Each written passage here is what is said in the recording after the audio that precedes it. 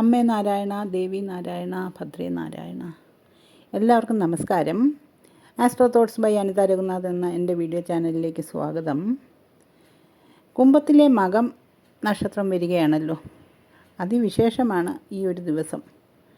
മിക്ക ദേവീക്ഷേത്രങ്ങളിലും വിശേഷാൽ പൂജയുണ്ട് താനും. കേരളത്തിൽ ചോറ്റാനിക്കര മകം അതിപ്രധാനമാണ്. വില്വമംഗലത്ത് സ്വാമിയാർ കുംഭമാസത്തിലെ ഉത്സവകാലത്ത് മകം നാളിൽ ക്ഷേത്രത്തിലെത്തിയപ്പോൾ ഭഗവതി സർവാഭരണ വിഭൂഷിതയായി ദർശനം നൽകുകയും തന്നെ ഈ സമയത്ത് ദർശിക്കുന്ന കന്യകമാർക്ക് നല്ല വരനെയും ശ്രേഷ്ഠ വിവാഹ ജീവിതവും സുമംഗലികൾക്ക് ദീർഘനെടുമംഗല്യവും മറ്റുള്ളവർക്ക് സമസ്ത ഐശ്വര്യങ്ങളും ലഭിക്കുമെന്ന് അരുളി ചെയ്തു.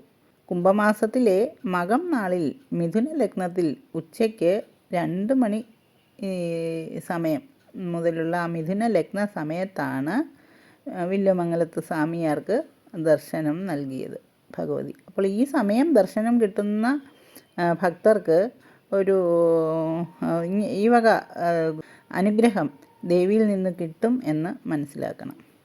ഇങ്ങനെ ദേവിയുടെ ദർശനം സിദ്ധിക്കുക വഴി ചാരവശാൽ വ്യാഴത്തിൻ്റെ 6, 8, 12 സ്ഥിതി കൊണ്ട് ഉണ്ടാകുന്ന ദോഷഫലങ്ങൾക്കും അങ്ങനെ അതുപോലെ തന്നെ അനിഷ്ടസ്ഥനായ ദശാനാഥന്മാരുടെ ദശാകാലങ്ങളിലും അപഹാരകാലങ്ങളിലും ഉണ്ടാകുന്ന ദോഷങ്ങൾക്കുമെല്ലാം ഒരു കുറവ് വരികയും അവർക്ക് ആ ഒരു വിഷമങ്ങളിൽ നിന്നൊക്കെ കരകയറുവാനായിട്ട് ദേവിയുടെ ആ ഒരു ദർശനം അനുഗ്രഹം ആവുകയും ചെയ്യും എന്നുള്ളത് അറിയണം. ഇതുകൊണ്ടൊക്കെ തന്നെ സർവേശ്വരകാരകനായ വ്യാഴത്തിൻ്റെ 6, 8, 12 സ്ഥിതി കൊണ്ട് മാനസിക ക്ലേശങ്ങൾ അനുഭവിക്കുന്ന കൂറുജാതർക്ക് ഈ ദേവീക്ഷേത്ര ദർശനം വളരെയേറെ ഫലം ചെയ്യും എന്നുള്ളതിന് സംശയമില്ല. അപ്പോൾ ഈ കൂറുകാർ ഏതൊക്കെയെന്ന് നോക്കാം. 2025 മെയ് 17 വരെയും തുലാക്കൂറ് ജാതരായ ചിത്തിര 3, 4 പാദം നക്ഷത്രജാതർക്കും ചോതി വിശാഖം 1, 2, 3 നക്ഷത്രജാതർക്കും വ്യാഴത്തിൻ്റെ അഷ്ടമഭാവസ്ഥിതി കൊണ്ട് ഏറെ മാനസിക പ്രയാസങ്ങൾ അനുഭവിച്ചു കൊണ്ടുവരികയാണ്. ഇവർക്ക് ഇങ്ങനെയൊരു ദേവീക്ഷേത്ര ദർശനം ഏറ്റവും അത്യാവശ്യമായ സമയം തന്നെയാണ്. 2025 മെയ് 17 വൃശ്ചികക്കൂറ് നക്ഷത്രജാതർക്കാണ് ഇങ്ങനെ അഷ്ടമത്തിൽ വ്യാഴം വന്ന് അതിൻ്റേതായ പ്രയാസങ്ങളൊക്കെ അനുഭവിക്കാനുള്ള സാധ്യത അതായത് വിശാഖം അവസാന പാദം നക്ഷത്രജാതർക്കും അനിഴം തൃക്കേട്ട നക്ഷത്രജാതർക്കുമാണ് ഇക്കൂട്ടർ. ഇവരും ചോറ്റാനിക്കര ക്ഷേത്ര ദർശനം നടത്തുന്നത് വഴി അവരുടെ ആ ദോഷങ്ങൾക്കൊക്കെ കുറവ് വരികയും എന്ന് തന്നെ പ്രതീക്ഷിക്കണം. ഇനി വ്യാഴത്തിൻ്റെ 6ാം ഭാവത്തിലെ സ്ഥിതി കൊണ്ട് ഇപ്പോൾ 2025 മെയ് 17 വരെയും ധനുക്കൂറ് നക്ഷത്രജാതർക്കും ഇങ്ങനെയുള്ള മാനസിക വിഷമങ്ങളൊക്കെ നടന്നുകൊണ്ടിരിക്കുന്ന സമയമാണ്. അതായത് മൂലം, പൂരാടം, ഉത്രാടം 1ാം പാദം നക്ഷത്രജാതരാണിവർ. മെയ് 17 വരെയുള്ള ഈ ഒരു കാലഘട്ടം ഇവർക്കും ദേവീക്ഷേത്ര ദർശനം ചോറ്റാനിക്കര അമ്മയുടെ അനുഗ്രഹം ഉണ്ടാകുന്നത് നന്നായിരിക്കും. ഇവരുടെ ക്ലേശങ്ങൾക്കൊക്കെ ഒരു അറുതി വരും എന്ന് തന്നെ വിശ്വസിക്കണം. ഇനിയിപ്പോൾ ഇങ്ങനെ 2025 മെയ് 17 വ്യാഴമാറ്റം മകരക്കൂറ് നക്ഷത്രജാതരെയാണ് ഇങ്ങനെയൊരു വ്യാഴത്തിൻ്റെ 6ാം ഭാവസ്ഥിതി കൊണ്ട് ഈ വ്യാഴത്തിൻ്റെ ആനുകൂല്യം ഇല്ലാതാവുന്നത്.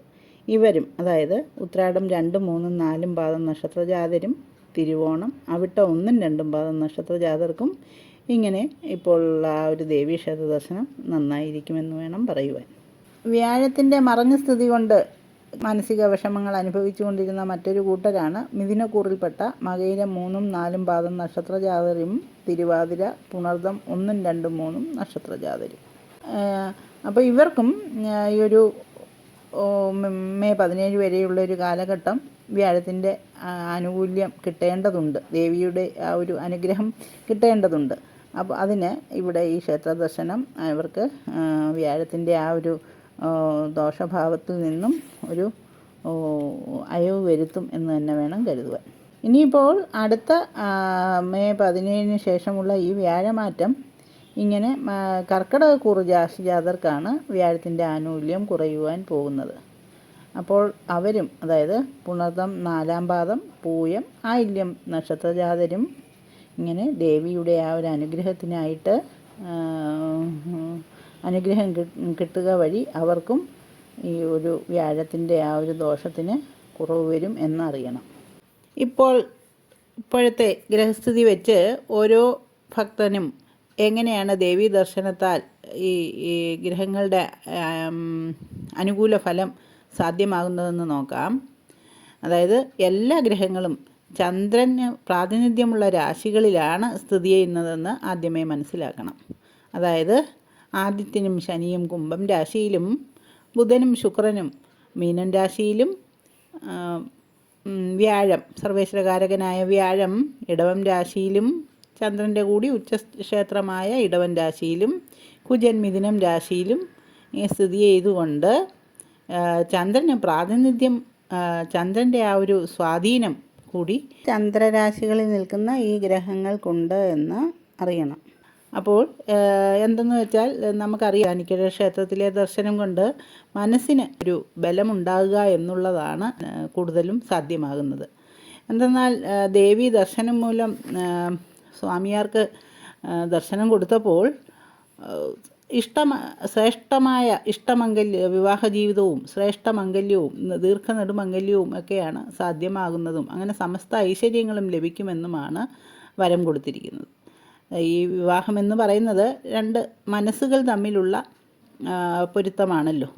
അവർ പൊരുത്തപ്പെട്ട് ഒരു സന്തോഷകരമായ ഒരു ജീവിതം നയിക്കുവാനായിട്ട് ഈ ഗ്രഹങ്ങളുടെ ശക്തിയെല്ലാം ദേവിയിൽ സാംശീകരിച്ച് അവിടെ നിന്ന് കിട്ടുന്ന ആ ഒരു സ്വാധീനം എല്ലാ ഭക്തർക്കും ഉണ്ടാകുമെന്ന് വേണം മനസ്സിലാക്കേണ്ടത്.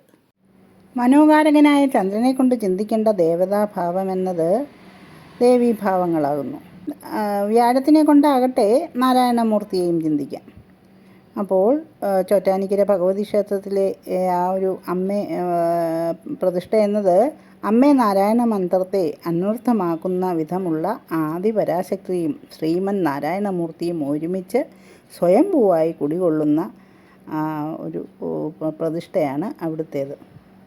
അതിനാൽ തന്നെ ഈ ക്ഷേത്രത്തിലെ ദർശനം മഹാവ്യാധികളും മാറാരോഗങ്ങളും ഊതിബാധകളും മറ്റു മാനസികാരോഗ്യ പ്രശ്നങ്ങളുമുള്ള ധാരാളം ഭക്തർക്ക് ലോകത്തിൻ്റെ തന്നെ നാനാഭാഗത്തു നിന്നും ഇവിടെ എത്തി ഭഗവതിയെ ഭജിച്ച് പൂർണ്ണ സുഖത്തോടെ മടങ്ങുന്നതിന് പ്രത്യക്ഷ ഉദാഹരണങ്ങൾ ഏറെയത്രേ. അപ്പോൾ ഇങ്ങനെയുള്ള ആ ഒരു വിശേഷ സമയത്ത് ദേവിയെ തൊഴുകയാണെങ്കിൽ ഇങ്ങനെ വ്യാഴം സർവേശ്വരകാരകനായ വ്യാഴമൊക്കെ അനുകൂലമല്ലാതെ ജീവിതത്തിൽ ഉണ്ടായേക്കാവുന്ന പ്രശ്നങ്ങൾക്ക് നല്ലൊരു ശാന്തി നൽകുമെന്ന് തന്നെ വേണം മനസ്സിലാക്കുവാൻ. അതുപോലെ തന്നെ ജാതകവശാലും ദശാപഹാര കാലങ്ങളൊന്നും അനുകൂലമല്ലെങ്കിൽ ഇങ്ങനെ ഈ വ്യാഴത്തിനെ കൊണ്ടും ഒക്കെയുള്ള ആ ദോഷങ്ങൾക്കുമെല്ലാം ഒരു പരിഹാരം ഇവിടുത്തെ ദർശനം തന്നെയാണെന്ന് ഓരോരുത്തരും മനസ്സിലാക്കണം.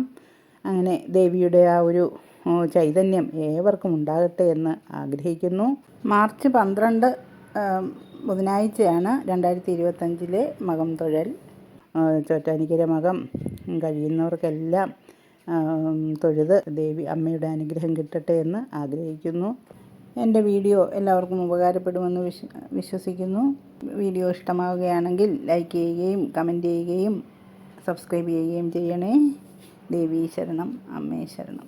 നന്ദി, നമസ്കാരം.